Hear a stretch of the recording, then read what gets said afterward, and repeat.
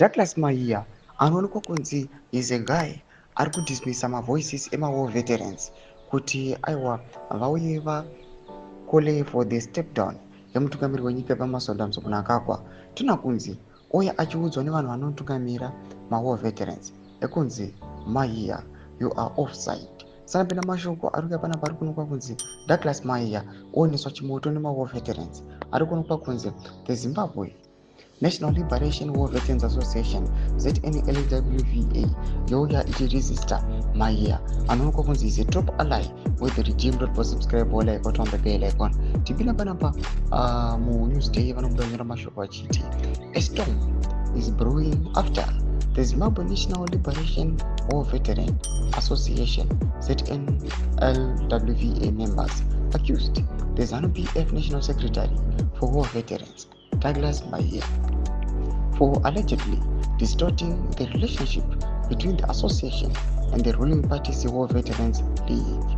ZNWVA accuses Mahiya of misrepresenting the to provincial structures that the association is subordinate to the league. Ndo mashoko atona kuti aiwa mawo veterans anouya achiaccusa Douglas Mahiya vachimuti aiwa Mahiya ari kumisrepresenta maprovincial structures to the association. Panguva ino yanotaura mashoko achiti is distorting my relationship between association yavo yemawo veterans pamwe the ruling party ZANU-PF. Patoona kuti war veterans vane maviews avo nemaonero avo nezvanenge vachida. Semawo veterans, the people who fought for the liberation yenyika yeZimbabwe, they know where they came from, they know where they are and where they want to go.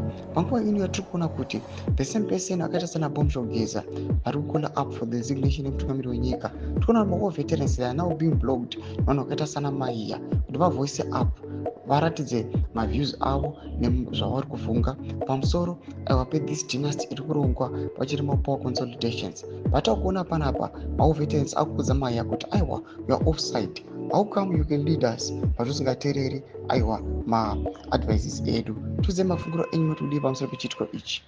Pinda comment section menu zive mafunguro enyu, subscribe or like, chat on the bell icon.